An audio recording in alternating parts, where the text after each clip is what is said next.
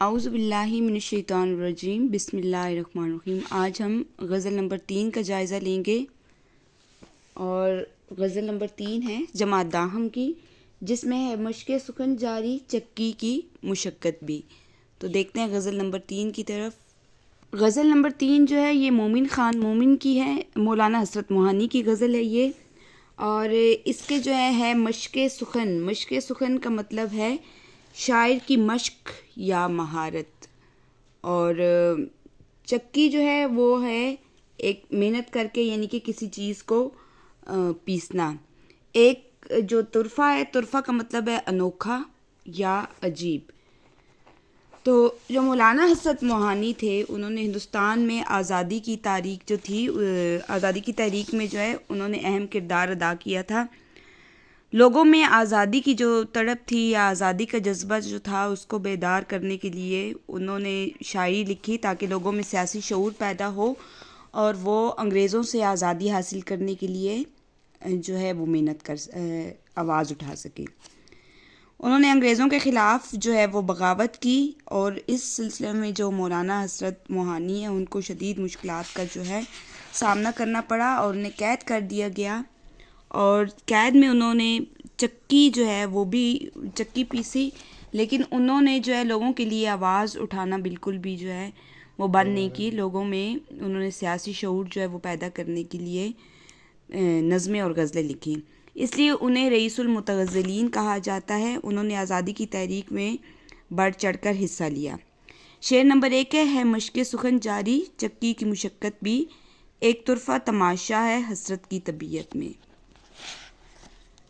آپ نے جب جو ہے شعر کی تشریح لکھنی ہے تو آپ نے شاعر کا نام، غزل کا نام، صنف، ماخذ جو ہے وہ ضرور لکھنا ہے۔ اس کے بعد آپ حال لغت لکھیں، جس میں آپ الفاظ معنی لکھیں گے، اس کے بعد تشریح کریں گے، اور 2 پیجز کی آپ کی جو ہے وہ تشریح ہونی چاہیے۔ جب آپ 2 پیجز کی تشریح لکھیں گے تو آپ کو مکمل جو ہے 5 نمبر ملیں گے۔ یہاں پر شاعر جو ہیں اس کی مراد یہ ہے کہ وہ اپنی طبیعت پر حیرانگی کا اظہار کرتے ہوئے فرماتے ہیں کہ ایک طرف تو میں قید و بند کی میں چکی پیس رہا ہوں، اور دوسری طرف اپنے مزاج کے مطابق یعنی کہ شاعری بھی لکھ رہا ہوں۔ یعنی کہ ایک بندہ ہوتا ہے جو مشکل میں گھرا ہوا ہوتا ہے، تو وہ کہتا ہے کہ چھوڑے ایک کام چھوڑ دے، میں پہلی مصیبت میں پڑا ہوں۔ یہاں پر حضرت موہانی نے ایسی چیزوں کو بالکل نظر انداز کیا۔ انہوں نے خود تو چکی کی مشقت اور قید کی جو ہے مشکلات کو برداشت کیا، لیکن لوگوں کے ساتھ وہ کھڑے رہے۔ وہ کہتے ہیں لوگوں سنو یہ قید مجھے ظالموں کے خلاف اٹھانے پر، یہ قید جو ہے ظالموں کے خلاف آواز اٹھانے پر ملی جو ہے بغت کی سزا مجھے لوگوں کی طرف مائل کرنے پر لا رہی ہے۔ تو شاعر یہ کہتے ہیں کہ ظالموں کے خلاف آواز اٹھا رہے ہیں، ان کی دل میں آزادی کی تڑپ بھی ہے۔ اس دوران میں وہ اپنی شاعری کو زندگی کی مشکلات اور تکالیف کے باوجود ایک قدرتی تخلیق کے طور پر دیکھتے ہیں۔ ان کا کلام اگرچہ سادہ اور عوامی نظر آتا ہے، لیکن اس میں گہری تاثیر اور اثر پذیری ہے، یعنی کہ اثر پذیری اس میں ہے، کیونکہ وہ اپنے جذبات کو اس طرح سے بیان کرتے ہیں جیسے وہ حقیقت میں انسانوں کے دلوں کو چھو لیں۔ تو شاعر کا یہ پیغام قید اور بندش کے باوجود انسان کی تخلیق، طاقت اور اظہار کی آزادی کسی بھی حالت میں متاثر نہیں ہو سکتی ہے۔ وہ تمام حالات میں جو ہے انسانوں کے ساتھ کھڑے ہوئے ہیں۔ پھر وہ کہتے جو چاہو سزا دے لو تم اور بھی کھل کھیلو، پر ہم سے قسم لے لو کہ ہو جو شکایت بھی۔ تو اس میں شاعر جو ہے یہ عشق مجازی کا شعر ہے۔ شاعر اپنے محبوب کے ظلم و ستم کو موضوع بناتے ہوئے فرماتے ہیں کہ اپنے محبوب کے ہر رویے پر جو ہیں وہ راضی ہیں۔ وہ کہتے ہیں محبوب تم ہماری طرف بے شک نظر کرم کی بھیک جو ہے وہ ہمیں نہ دو، یعنی کہ بے شک تم ہمیں توجہ نہ دو، لیکن پھر بھی ہم تم سے جو ہے وہ شکایت نہیں کریں گے۔ ہم اس سے اس بات کی بھلے قسم بھی لے لو، وہ اپنے محبوب کے ہر رویے سے جو ہے وہ راضی ہیں۔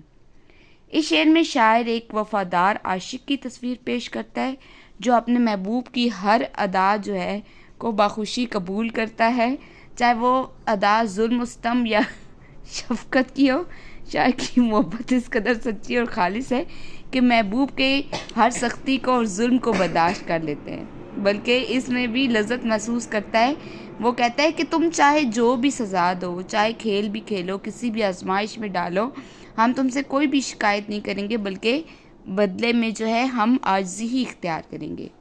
شعر نمبر 3 ہے، خود عشق کی گستاخی سب تجھ کو سکھا دے گی، اے حسن حیا پرور شوخی بھی شرارت ہے۔ حسن حیا پرور مطلب کہ خوبصورت محبوب، وہ کہتے ہیں کہ تم میرے کہتے ہیں مولانا حسرت موہانی ایک خوبصورت خیال اور نہایت سادہ پرسر انداز میں پیش کرتے کہتے ہیں کہ شاعر اپنے محبوب سے مخاطب ہو کر کہتا ہے کہ اے حسین و جمیل اور شرمیلے محبوب، تم ابھی نادان ہو، یعنی کہ تم جو ہے محبت کے جذبوں سے واقف نہیں ہو، تم شرارتوں میں گھرے ہوئے ہو۔ جب تم خود عشق کی راہ میں جو ہے قدم رکھو گے تو تم میں خود ہی احساس ہو جائے گا کہ بے قدری جو ہے وہ کیا چیز ہوتی ہے۔ جب تم خود ان حالات سے گزرو گے تو وہ تم خود جان جاؤ گے۔ یعنی عاشق ایک ایسا استاد ہے جو بے زبان کو گویا بے علم کو زبان اور بے زبان کو زبان دیتا ہے، بے علم کو دانا کرتا ہے اور معصوم کو شوخ و چنچل بنا دیتا ہے۔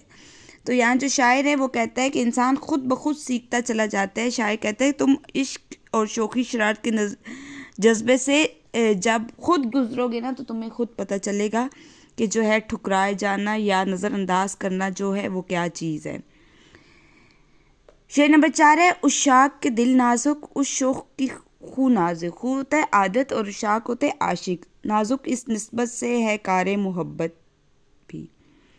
اس شعر میں شاعر کی مراد ہے کہ محبت کے بندھن کو بیان کرتے فرماتے ہیں کہ عاشق کا دل بہت نازک ہوتا ہے، اسے چاہے سارا زمانہ جو ہے وہ منہ پھیر لے اسے فرق نہیں پڑتا، مگر محبوب کی تھوڑی سی جو بے توجہی ہوتی ہے وہ عاشق کے دل کے لیے بے قراری کا سبب بنتی ہے۔ اور محبوب کے انداز کی نازکی جو ہے تو سب جانتے ہیں کہ محبوب کو کب کون سی بات بری لگ جائے نہ، وہ کہتے ہیں کہ میں جو ہے ہر حال میں وہ لحاظ کرتا ہوں کہ وہ کوئی جو ہے چیز میرے محبوب کو بری نہ لگے، لیکن عاشق کا بھی جو ہے وہ دل نازک ہوتا ہے۔ وہ کہتا ہے اس نازک مزاجی کے بے سبب عاشق کو ہر لمحہ یہ اندیشہ رہتا ہے کہ کہیں اس کا قول یا فعل محبوب کو ناگوار نہ گزرے۔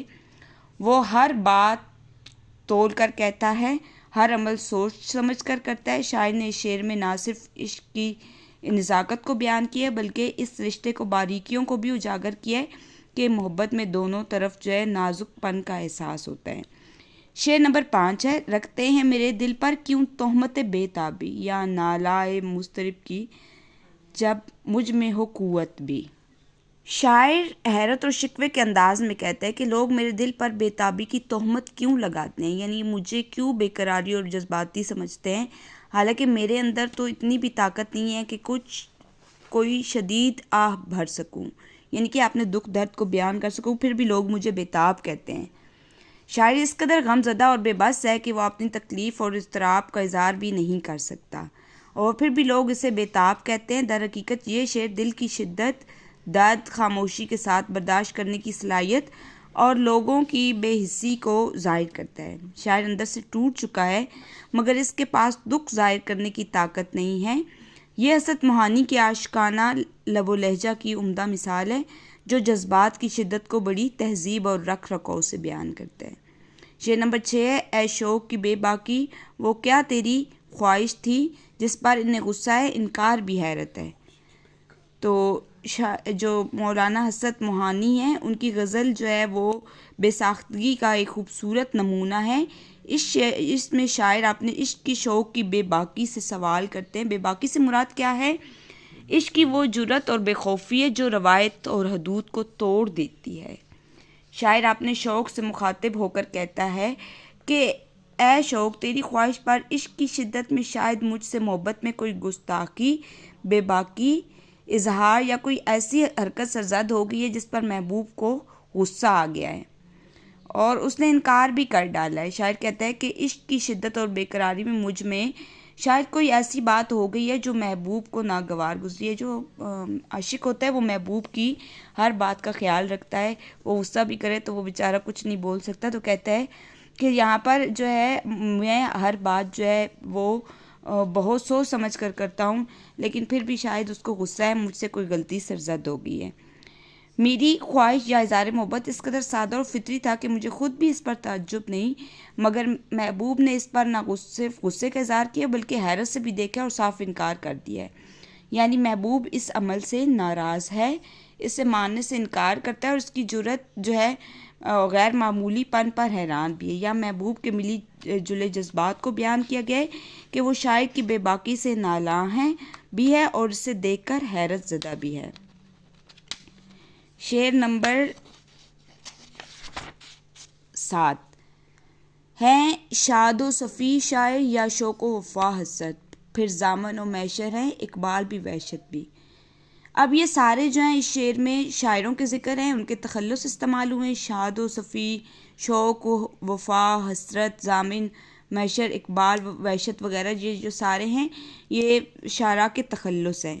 کہتے ہیں کوئی محبت کی شاعری کرتا ہے، کوئی بے وفائی کی شاعری کرتا ہے، کوئی فلسفہ کو بیان کرتا ہے، کوئی خرد کا ترجمان ہے، کوئی درد و الم کا پیکر ہے اور کوئی خوشیوں اور امید کا شاعر ہے.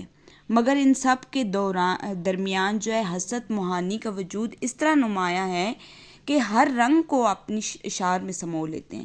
یعنی کہ ہر شاعر کا کوئی الگ فلسفہ ہے، لیکن جو مولانا حسرت موہانی ہے انہوں نے تمام جذبات کو مد نظر رکھا ہے. انہوں نے عشق و محبت کی بھی شاعری کی ہے، وفا کی بھی شاعری کی ہے، جذبات کو بھی مد نظر رکھا ہے، جدوجہد آزادی پر کی پرچھائیوں کو بیان کیا ہے. گویا ان تمام شعراء کی خوبیوں کو یکجا کر کے اپنے اندر سمو لیا ہے. اس لیے مولانا حسرت موہانی کو رئیس المتغزلین کہا جاتا ہے. ان کی تصانیف میں اپنے کلیات کے علاوہ دیوان غالب کی شرح بے حد مقبول ہوئی ہے اور انہوں نے جو ہے ہر رنگ کی شاعری کو اپنایا ہے. اس کی مشق اگر دیکھیں تو اس میں سابقے علاقے ہیں جو کہ آپ کو پیپر میں آ سکتے ہیں. بے سے جیسے بے وفا، بے شرم، بے عزت، اور خوش اخلاق، خوش قسمت، خوش مزاج ہو گئے، نا سے ہے، نا پاک، نا امید، نا سمجھ ہو گیا. اور خانہ سے مراد ہے خانہ بدوش، خانہ خراب، خانہ خدا، خانہ لاحقہ بھی ہے تو سابقہ بھی ہے، لنگر خانہ، دوا خانہ، یتیم خانہ، گر لاحقہ، غرت گر، نوحہ گر، چارہ گر، مند. تو یہ اس طرح سے کر کے یہ مولانا حسرت موہانی کی غزل نمبر جو ہے یہ جماعت داہم کی غزل نمبر 3 ہے. امید ہے آپ کو سمجھ آ گئی ہوگی. اور میں نے اپنے لیکچر کو دوبارہ کافی دنوں کے بعد سٹارٹ کیا. انشاءاللہ اگر آپ کو کچھ چیزیں نہیں سمجھ آ رہی ہوں تو وہ آپ کمنٹس میں بھی مجھے بتا سکتے ہیں. انشاءاللہ ہم جماعت داہم کی غزل نمبر 4 کو دیکھیں گے اور اس کے علاوہ جیسے ہی آپ کے پیپر شروع ہونے والے ہیں تو آرٹیکلز، کہانیاں اور امپورٹنٹ جو ہیں آپ کو اپڈیٹس ملتی رہیں گی. اوکے، اللہ حافظ.